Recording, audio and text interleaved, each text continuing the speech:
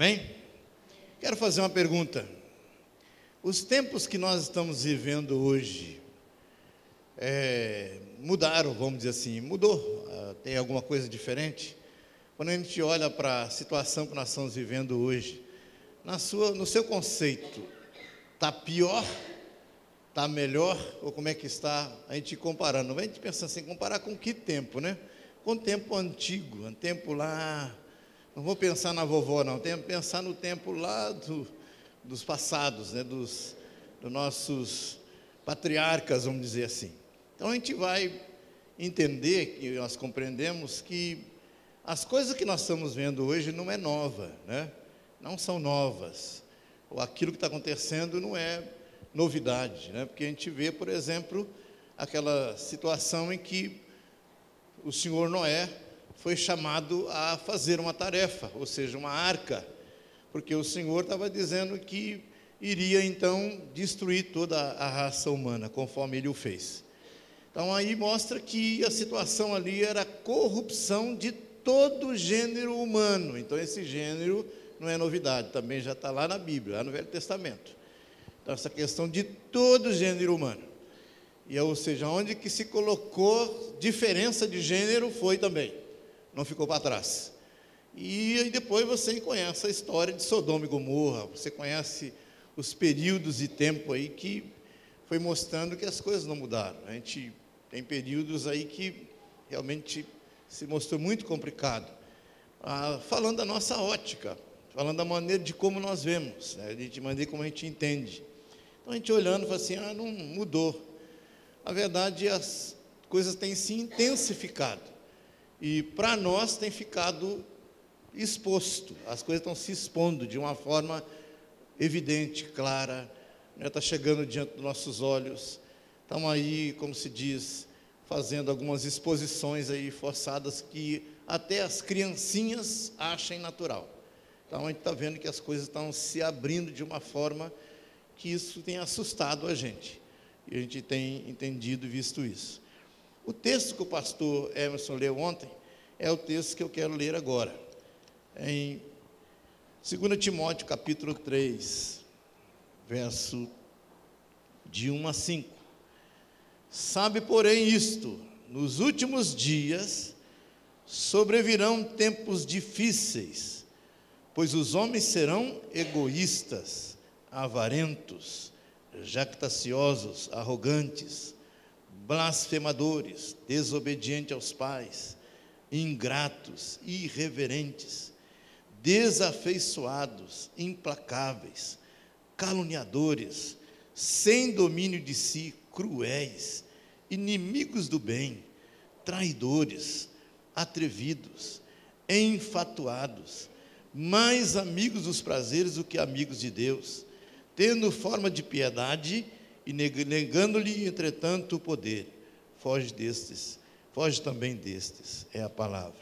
Senhor, muito obrigado pela sua palavra, pelo nosso tempo de louvor e adoração. E esse momento nós oramos que a palavra seja vivificada em nossos corações, que ela venha a ser aplicada, venha despertar em nossos corações, Senhor, o teu desejo, que é que ter aqui na terra, ou nós como igreja, tendo uma família saudável, porque esse é o teu projeto. E independente da direção que o mundo esteja indo, nós sabemos que podemos ter uma família saudável, nós podemos ser saudáveis. O Senhor pode estar no centro da família e deve estar. Então nós oramos nesse sentido. Muito obrigado pela sua presença nesse culto, pelo nosso tempo de adoração. Oh Deus, nós estamos te vendo, nós estamos sendo tocados pelo Senhor essa noite. Muito obrigado mesmo pela sua presença. Te agradecemos em nome do Senhor Jesus. Amém, amém. Então nós queremos uma família saudável, porque é o projeto de Deus. E a gente lendo esse texto e sabendo que está sendo falado para o final dos tempos, né, onde o amor vai esfriar, as coisas vão estar acontecendo de forma negativa, a corrupção do gênero humano está continuando do mesmo jeito, e nós estamos sendo invadidos com essa pregação, com esse doutrinamento. Nós estamos sendo invadidos como nação, como país, estamos sendo invadidos como igreja, na nossa privacidade, como pessoas, enfim. Então nós estamos sendo invadidos. não estão se pedindo licença para isso. Então a Bíblia fala para nós, nos advertindo que no final dos tempos, sobrevirão tempos difíceis, né? Tempos difíceis. Nós estamos vendo isso hoje. Mas a nossa preocupação aqui hoje, gente, não é com o mundo, não é aquilo que nós estamos lendo aqui e pensando assim, nossa, o mundo, a situação complicada, não é a nossa preocupação. Porque nós queremos separar aqui, sabendo que o mundo sem Deus, já lá tem o seu Senhor, não tem o seu Senhor? Lá tem um Senhor, lá tem alguém que governa, lá tem alguém que dita as regras, lá tem alguém que dita as normas, lá também tem os seus súditos, lá tem os seus seguidores fiéis. A gente pensa assim, mas o mundo tem um Senhor, e esse governo, esse Senhor, esse sistema, debaixo dele tem leis e regras, e tem os seus súditos, tem aquelas pessoas que amam naquele lugar que estão. Está lá em João capítulo 3, verso 16, 17, 18, você vai ver lá que a razão pela qual as pessoas estão sendo condenadas, porque amaram mais o mundo do que. Então, o amor, eles amam o mundo, as pessoas amam o mundo, esse sistema corrupto, corrompido, que está corrompendo os outros. A gente vê assim, olha, é o mundo. Então, a gente olha para a situação, nós não estamos falando, não queremos falar dessa coisa hoje. Sabemos que o sistema, esse mundo, está como um caminhão morro abaixo sem freios, né? Está descendo morro abaixo sem freio, e que não vai parar, não vai parar. Está aqui a profecia, a previsão bíblica para nós. Esse sistema não vai parar, o mundo não vai parar, as coisas não vão mudar. Então a gente olha, se alarma, se assusta, porque é natural, porque é contrário à nossa natureza, porque nós não fazemos parte do mundo, não fazemos parte desse sistema. Então essas coisas têm que ser contrárias à nossa natureza, tem que ser contrário ao nosso coração. Nós aborrecemos o mal, nós não amamos o mundo, nós aborrecemos o mal. Então o natural é que o seu coração, a sua alma, esteja realmente sofrendo, sentindo essa situação. Então a gente sabe que as famílias, como se diz, estão adoecendo, estão doentes, né? Consequentemente, a sociedade está doente. É o sistema, é o mundo, aquilo que eles estão vivendo debaixo desse governo e não conseguem escapar. Entendemos também que o apoio, como sendo feito aí dos meios de comunicação, divulgando, doutrinando as pessoas, e cada um está aceitando com facilidade. E a gente sabe isso, que no Brasil tem umas expressões que virou chavão para nós aí, né? É a chamada lei de Gerson. Como é que é a lei do Gerson? Não tem nenhum Gerson aqui não, né? Espero. Então, a lei de Gerson. Está falando que como é que é a lei do Gerson mesmo? Hein? Levar vantagem em tudo. Levar vantagem em tudo, né? Ou então, o chamado jeitinho brasileiro, né? Então, isso revela que é uma coisa que está na nossa cultura, é uma coisa que faz parte da cultura do brasileiro, e isso é verdade, é fato, né? Eu vou repetir a história aqui, daquela senhorinha de 50 e tantos anos, quase 60 pela aparência dela, lá na verdura do supermercado, pegando ali um molho de cebolinha, e ali arrancando uns talinhos da salsinha e enfiando no meio da cebolinha para levar para casa. Sério, eu fiquei olhando aquele quadro assim, falei, gente, que necessidade. Uma senhora de idade bem vestida, não era aquela pessoa maltrapilha, assim, está precisando, né? Mas aquela pessoa com a dificuldade de, né, como se pegou o molho de cebolinha e ficou arrancando os talinhos da salsinha e enfiando ali no meio do molho da cebolinha para levar para casa, fazer um tempero, quem sabe, do peixinho em casa, ou sei lá o quê. Aí eu fui pensando, gente, como é que é isso? A gente vê como está entrujado, está envolvendo o coração do cidadão. Então, a lei de Gerson, o jeitinho brasileiro, então, a gente vê que está em todas as camadas sociais, todas as camadas sociais. A gente vai pensar, isso aqui é problema do fulano ou do ciclano. Não. Então, mas nós não queremos tratar disso, porque entendemos que está falando do texto que nós acabamos de ler aqui agora, verso 4. Traidores, atrevidos, enfatuados, mais amigo dos prazeres do que amigos de Deus. Essa é a revelação desse quadro, desse grupo que faz parte do chamado mundo, né? Do chamado mundo. E como eu disse, nós como igreja precisamos aí estar pensando, né, que esse mundo aí que estamos olhando para ele, mas não é a nossa preocupação, mas a nossa preocupação hoje é com a nossa família, é com a minha família, é com a nossa família. A preocupação, pastor Hermes, pastor Willi, a gente falar sobre essa conferência, é uma maneira da gente estar trazendo a igreja para pensar algumas coisas, para reavaliar algumas coisas, porque nós sabemos que a situação está complicada. E eu quero fazer então uma pergunta para o senhor. Como é que está a saúde da sua família? Como é que está a saúde da sua família? Não estou falando da necessidade médica, né? Estou falando da saúde no contexto que, se você olhar para o seu casamento, por exemplo, né? O pastor irmão Antônio lá nos bigodes fez algumas perguntas lá, né? E só um tirou nota 10. Só um tirou nota 10, os outros demais todos tiraram ali 9, 8, 7, 5, 0, 1, porque muitos não participaram, né, Antônio? Então, 0 para esses que não participaram. Mas aqueles que participaram, teve um 10. Teve um 10 das perguntas que foram feitas. Aí a gente pensa, mas como é que está a saúde do seu casamento? Você olhando para o seu casamento, a sua família começar no seu relacionamento a dois. E quando você olha para você, aí você que está namorando, está olhando para mim também, eu não sou casado, mas como é que está o seu namoro? Como é que está o seu namoro? Porque o seu namoro é o seu futuro, né? É o seu futuro de relacionamento. Como é que vai ser o seu futuro lá? Já está sendo desenhado agora no seu namoro, no seu noivado, no seu começo de andar juntos aí com alguém. Então já está começando a desenhar. Mas como é que está a saúde do seu casamento? Como é que está a saúde da sua família? Como é que estão os seus filhos? E aí eu pergunto, você diria que está saudável, que é saudável, e que você está olhando para vocês, e está olhando para a sua casa, dizendo, olha, eu estou caminhando para aquilo que Deus fala como um propósito de uma família saudável, de uma família que é saudável, de uma família que está dentro do propósito de Deus. Aí quando eu pergunto para o papai, viu, filhos, você está incluído no sentido contrário, porque você fazendo parte dessa família, você também tem um papel importante como crente, como servo, como filho crente, você também tem um papel importante.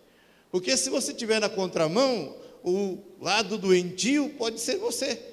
Então, de repente, o papai está fazendo o papel dele, mas os filhão não estão fazendo o papel dele. Então, aí a minha família e o pai está pensando assim, eu tenho uma dificuldade, eu tenho uma luta aqui, uma batalha.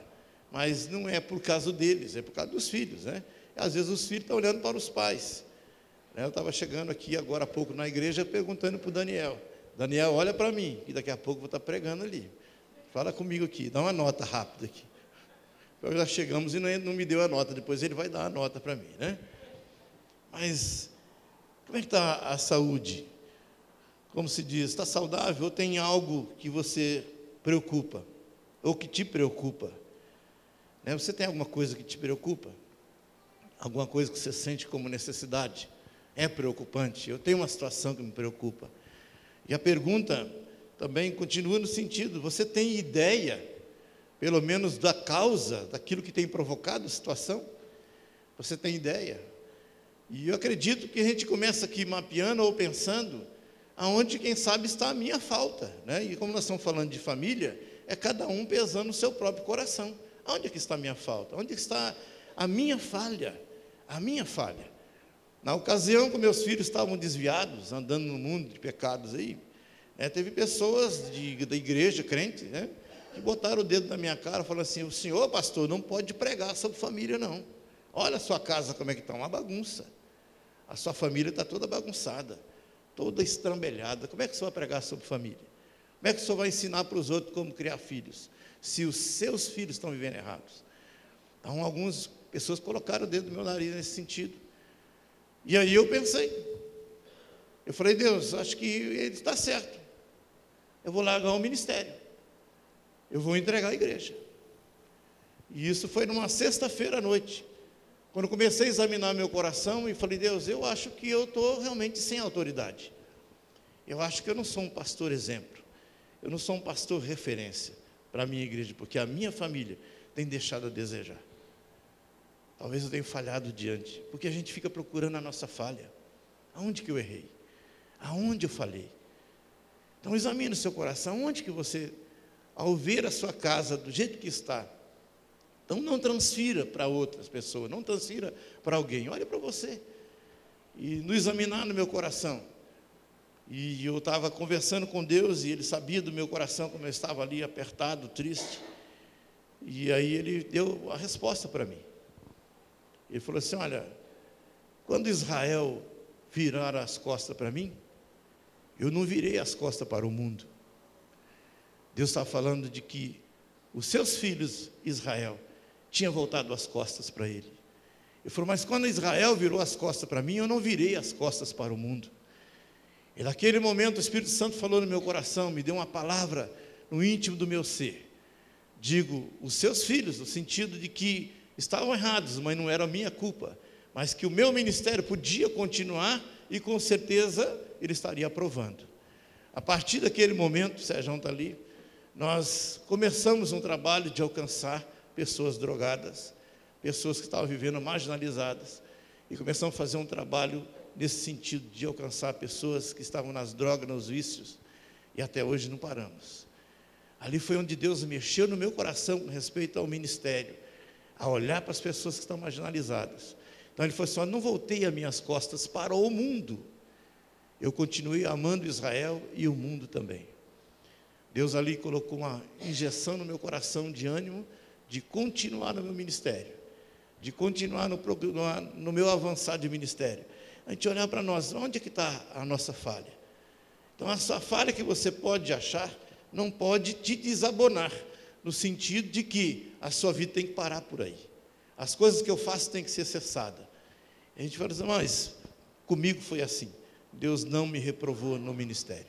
Adiante dos olhos de pessoas eu estava reprovado, mas aí precisei de uma palavra de Deus no meu coração, e a partir daquele momento retomei a minha caminhada com mais aquela força que eu precisava dar, né? Então, como é que está o seu casamento? O que é que te preocupa? Onde é que está, quem sabe, a dificuldade, né? Então vamos continuando. Aí eu quero falar aqui agora o alerta vermelho. Estamos falando da situação do mundo e que nós estamos precisando fazer uma análise da situação da nossa família, da nossa casa. Ver o que realmente está saindo fora, não está no centro, não está no propósito, para que a gente volte para aquilo. Então, um alerta vermelho. Então, você sabe o que é um submarino, e alguns deles aí são até nuclear, que viaja aí nas profundezas dos mares, e ali com dezenas, centenas de pessoas lá dentro, e ali, como se diz, carregando bombas nucleares, mísseis nucleares, fazendo viagens de longa distância, que muita gente não sabe onde eles estão viajando ali às escondidas, tentando até ludibriar, esconder dos radares. E eu fico pensando, vamos imaginar aqui um submarino com 200 pessoas lá dentro, 200 pessoas estão ali dentro, cada um deles tem uma função, tem um papel. Não tem um ali dentro que está à toa fazendo turismo, porque ali não tem turismo para fazer. Estão lá debaixo das águas ali no mar, e ali cada um deles tem uma função, cada um deles tem um papel. E acredito que há um alerta geral, todos em alerta. Tanto prova que se aquela sirene vermelha soar, aquele que estiver em descanso, aquele que estiver fazendo qualquer outra coisa, aquele que estiver, aonde estiver, vai ter que largar tudo que está fazendo e correr para o seu posto, porque ele precisa de trabalhar, está em ação. É o chamado alerta vermelho. E ali a gente pensa no seguinte: eu acredito que a preocupação de todos, sem pensar nenhum, aquele que estava de folga, descansando, vai pular o seu setor para o seu trabalho, porque ele sabe de uma coisa importante: a sua vida está correndo risco, a sua vida está correndo risco, e às vezes se ele falhar, a vida dos outros também está correndo risco, não só a dele. Então é risco de vida, é risco de morte, vamos dizer assim. Então todos estão ali empenhados de um projeto, numa vigilância total. Estava comentando com a Lúcia esses dias e falando: Lúcia, dependendo das mudanças políticas do nosso país, o nosso conceito, o nosso ritmo de vida cristã vai ter que mudar. Nós vamos ter que mudar. Mas aí não é só pensando em mudanças, mas pensando no alerta que nós temos que estar vivendo hoje, em tempos difíceis. No alerta da minha vida cristã, onde que eu tenho que olhar na minha vida cristã e ficar pensando, Deus, como é que eu estou? Tenho eu estado atento, alerta, com essa sirene vermelha piscando ali, onde eu preciso dedicar uma atenção diferente de que eu tenho vivido. Às vezes a gente está dormindo, descansando, está na hora do lazer, está na hora vamos dizer assim, da soneca, não está apercebido de algum problema, de alguma coisa. Gente, eu acredito que é isso que tem acontecido. A nossa família corre risco, a sua família está correndo risco, a nossa família como igreja está correndo risco. Então está aí o nosso irmão Julimar, dando o testemunho, fazendo uma chamada para nós estarmos indo para lá com eles, juntos em oração e ajudando financeiramente. E ele falando assim, olha, a perseguição contra a igreja está sendo intensificada. Mas o homem está correndo para a perseguição. O casal está correndo rumo à perseguição, está correndo para o contrário, para o bem bom, para a Flórida na beira da praia. Está correndo para o lugar de perseguição. A gente fica pensando a consciência, a preocupação do chamado, daquilo que nós temos que viver como cristão, se é aqui no Brasil, se é na Flórida, na beira da praia, ou lá em Porto Seguro, onde for, mas pensando lá num país onde a perseguição está sendo intensificada, ele está correndo em direção a ela. A consciência de que eu tenho, do cristianismo que eu tenho que estar vivendo, aquilo que eu preciso estar vivendo, aquilo que está ameaçando a minha família, ameaçando a minha casa. E aí as coisas estão diante dos nossos olhos e ouvidos, a gente está sabendo o que está acontecendo e precisando de ficar atentos, né? Então a gente pensa assim, não temos como pular fora, né? É preocupante, é muito preocupante, às vezes o estado da igreja. Irmãos, eu estava fazendo uma continha aqui, para pensar na dificuldade que algumas pessoas estão vivendo. Que bom ver a igreja domingo à noite cheia. Gostaria de ver também na quinta-feira, na oração também cheia. Não vai dar porque tem alguns em aulas, trabalhando, e etc., com as suas atividades. Mas uma coisa que fica preocupado é que, eu vou usar uma palavra aqui dos chamados domingueiros, mas eu vou botar aspas aí, porque a gente tem que explicar isso, né? Muitos são domingueiros, não é porque querem ser domingueiros, né? Que só vêm aos domingos. Vem no domingo porque não tem tempo, não tem jeito de comparecer nas reuniões, não tem como todos os dias, nós entendemos isso. Então, gostaria que você compreendesse isso. Mas nós temos alguns que são domingueiros, são chamados domingueiros. Poderia vir e não vem. Mas eu estou preocupado aqui com os filhos dos domingueiros. E aí eu vou botar um domingueiro mais assíduo um pouquinho, que ele vem de manhã e vem à noite. Então, ele tem 2 reuniões que ele comparece e traz seus filhos para a igreja. Sabe quantas horas dá de ensino no ano que às vezes esses domingueiros estão trazendo seus filhos para a igreja? 108 horas no ano. 108 horas no ano. E o triste é pensar que a maioria dessas crianças estão dependendo só do alimento do que é dado na igreja, pelos professores, o ensinamento. Porque os seus pais não estão ensinando. Haja vista as revistas que vão e voltam, não tem um risco. Revistas que são perdidas, porque as crianças não carregam nem as suas revistas. Escola dominical, que às vezes o professor fica olhando nas salas vazias. Então, eu estou colocando que alguns domingueiros estão ainda mais falhos que muitos outros. Então, a gente pensando, dos domingueiros que vêm, e o seu filho fica 108 horas somente, e aí, para pesar um pouquinho mais a consciência, pensando que uma boa parte desses, a maioria desses, os seus filhos não têm orientação bíblica nas suas casas. Não tem. Não tem.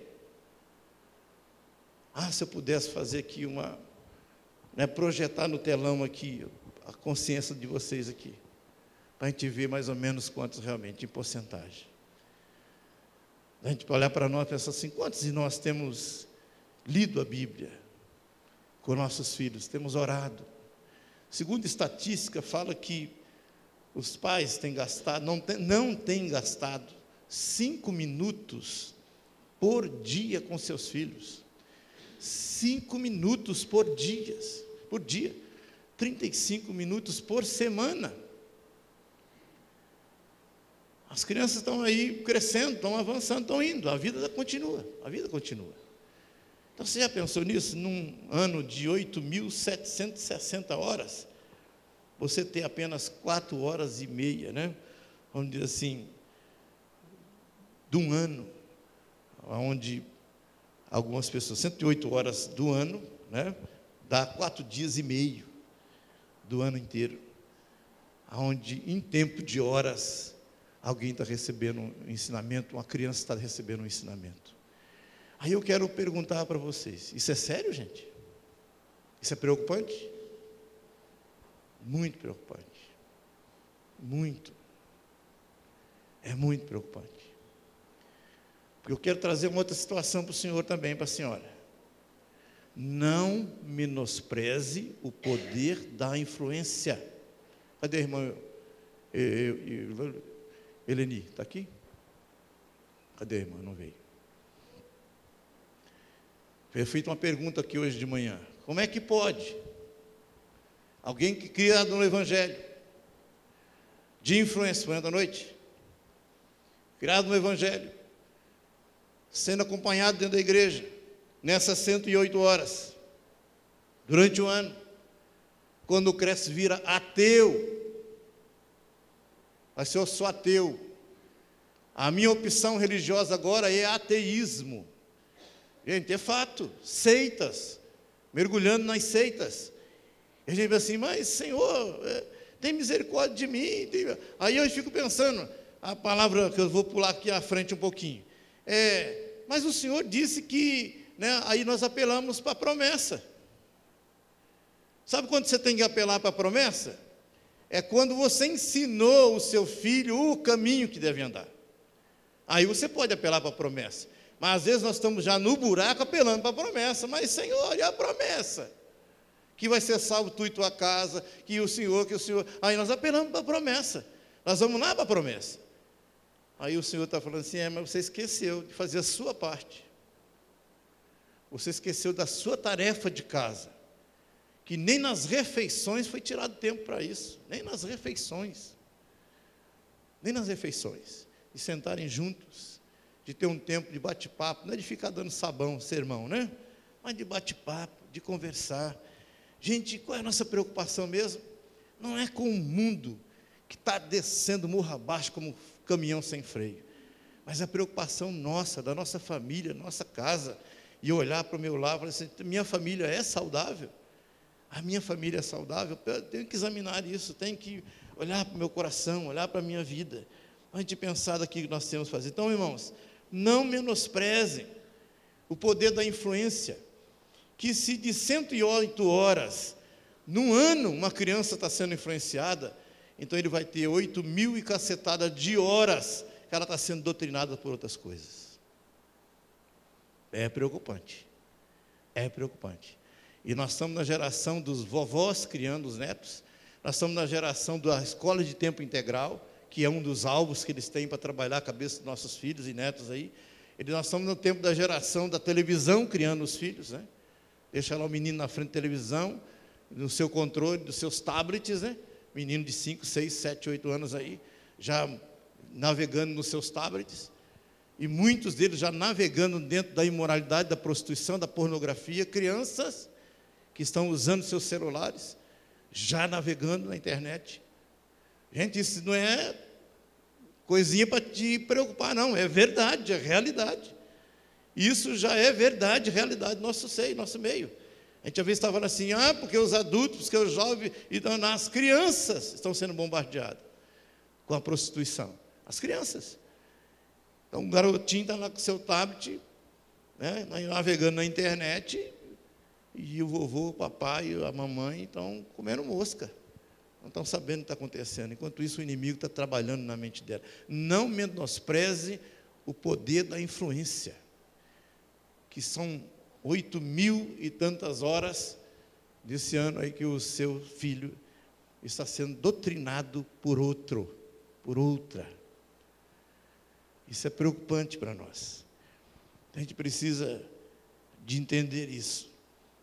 Se alguém já me ouviu falar sobre isso, mas se me perguntarem, pastor, e onde é que o senhor acha que o senhor errou, né?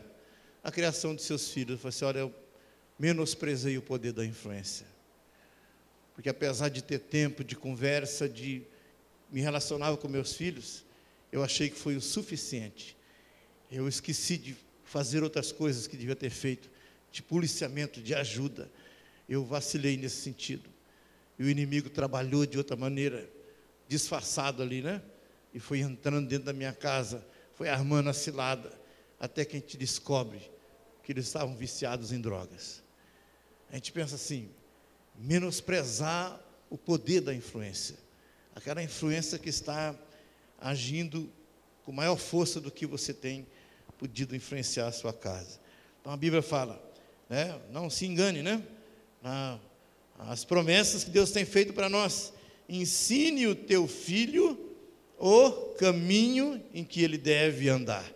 Então você tem a sua parte, você tem que ter a sua parte. Faça o que mesmo? Ensinar o seu filho, né? Tem outra palavra que a gente pode dizer aqui, que ensine o seu filho aonde? No caminho. Ensine o caminho. Olha, meu filho, essa é a direção aqui, está vendo? Essa é a direção. Esse é o rumo, meu filho. Nem para a direita, nem para a esquerda. Esse é o rumo. Ensine o caminho em que ele deve andar. Aponte para ele, mostre para ele. Ele vai saber que ali é a direção, que o papai, que a mamãe, que alguém está dizendo para ele como certo para fazer. Mas aí a Bíblia fala também, nos orientando, que não é só indicar o caminho, mas no caminho. Ou seja, no caminho quer dizer, enquanto estamos andando, que eu também estou andando no caminho, eu vou ensinando meu filho como ele deve andar. É junto com eles. É ali mostrando o exemplo, a referência, é onde ele vai estar vendo isso. Então, ensinando no caminho. E quando puder, estiver assentados, enquanto estiver assentado. A Bíblia fala em Deuteronômio sobre isso, assentado com eles. Ali conversando sobre as coisas de Deus, trabalhando os princípios, os valores. É o caminho, no caminho, e assentado. A gente ter o tempo com a nossa família, olhando para aquilo que Deus quer falar com a nossa vida. A minha pergunta que eu fiz para o Daniel, ao chegar ali, é que a gente tem falando, bom, aí eu estou ensinando meu filho 3 coisas, minha família, 3 coisas que eu acho que é importante a gente pensar na forma de como eu estou trabalhando e vivendo. É ser um bom cidadão. O que é ser um bom cidadão? Você sabe, né? É ter os compromissos, com ser comprometido, honrar os seus deveres como cidadão. Como qualquer pessoa tem que viver, qualquer uma. Sendo crente, religioso ou não religioso, todo mundo tem que ter esse dever, todo mundo tem dever. Estão lutando contra isso, né? Querendo avacalhar os valores até mesmo do bom cidadão. Mas a gente pensa assim, então é o mínimo, então você não é como cidadão, meu filho, você vai ser um bom cidadão. Mas não é ser só bom cidadão, mas ter o caráter do cristão. Aí a pessoa já sai do âmbito de ser um bom cidadão para viver o caráter do cristão. Você sabe qual é a diferença do bom cidadão e o caráter de cristão? Porque o bom cidadão está preocupado com a sociedade, e o caráter do cristão é vida de princípios da palavra de Deus. Vida no princípio da palavra de Deus. Eu aprendi o que é certo, o que é errado, aos olhos, na lente de Deus para nós. Eu estou olhando os princípios da palavra, e é ali que eu estou vivendo, andando. Aleluia, glória a Deus. E a outra coisa, amar a Deus, amar o Senhor. Aí eu perguntei para o Daniel, como é que você me vê como cidadão? Estou pedindo uma nota para ele, cadê ele? É lá atrás, cadê você, Daniel? Está ali. Qual é a nota que você dá para mim como cidadão? Homem nos deveres comuns da vida. Mas no caráter cristão, como é que você tem me visto? Como é que você me vê? Aí eu, me apertando um pouquinho mais, falei sobre isso, mas e o amor a Deus? Nada mais. E o amor a Deus? Porque não é só ser religioso, mas é a nossa família, na nossa convivência. Eu como pai, eu pensar que estou querendo que meus filhos aprendam, acima de tudo nesse mundo, amem a Deus, amem a Deus. Olha para a minha vida e tenha sede de amar a Deus, de obedecer, de honrar, de ter intimidade, de buscar. Eu quero viver a Deus, porque eu tenho aprendido isso com o meu pai, com a minha mãe, dentro da minha casa, pessoas que amam a Deus, amam a Deus. Então eu gostaria de estar perguntando para você mais uma vez, diante dessa situação. Então não se engane que depois você vai reivindicar as promessas.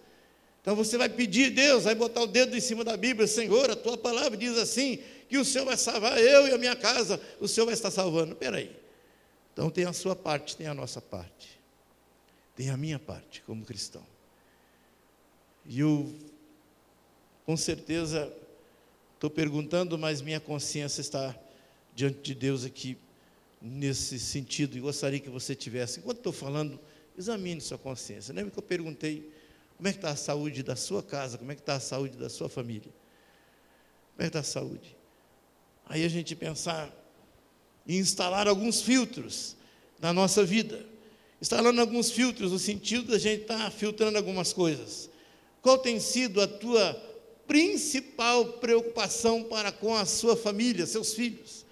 Qual tem sido a principal preocupação sua para com a sua casa, a sua família? Qual é a principal preocupação?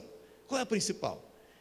Isso só é tipo de pergunta para mexer com a gente fazer a gente pensar e dar olhar para onde é que nós estamos. Porque nós corremos tanto, são tantas coisas que são importantes, tantas necessidades, tantas urgências, mas de tudo que te cerca, te aperta, qual é a principal preocupação que você tem tido? A principal preocupação sua com a sua família, com a sua casa. Qual é a principal? Qual é a principal delas? Então você pode pensar sobre isso. Então, instalando filtros, né? Então a gente pensar. Então, nesse filtro, nós temos algumas armas que são poderosas em Deus. E uma delas é o assumido sacerdócio na nossa casa. Quando estou falando sacerdócio aqui, eu vou atribuir às mães também a responsabilidade do sacerdócio. Porque quando o marido não está, a mãe tem que estar em ação para ser o sacerdote. Você sabe qual é a principal função do sacerdote? Na Bíblia aqui, dos sacerdotes da Bíblia, qual é a principal função deles? Quem se lembra aí? Rapidinho, né? Pensou? Qual é a principal função deles? Era apresentar os homens a Deus.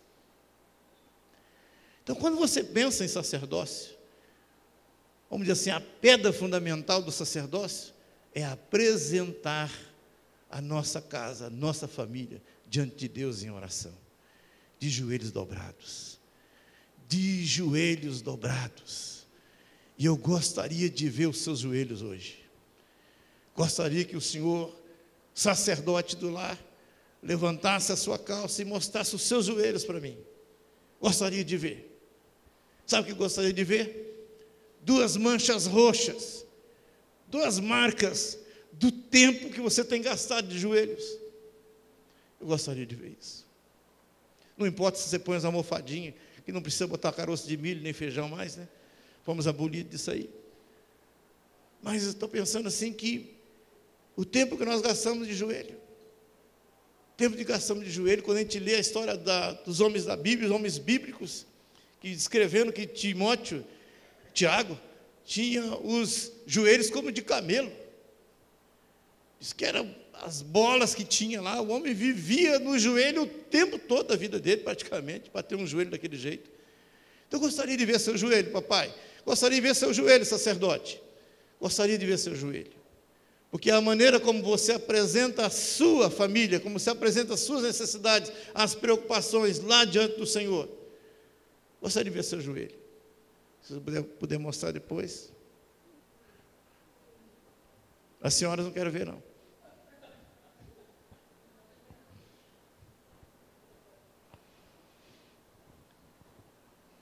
Gostaria de ser meu joelho.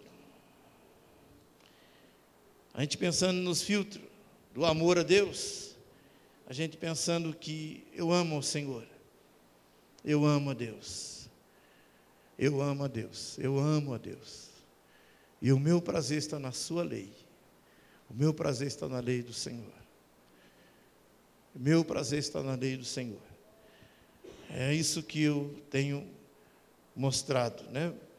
Penso naquilo que eu estou demonstrando, no meu prazer na lei, e como também demonstro no amor pela minha família, pela minha casa. Amá-los como pessoa, amá-los como pessoa.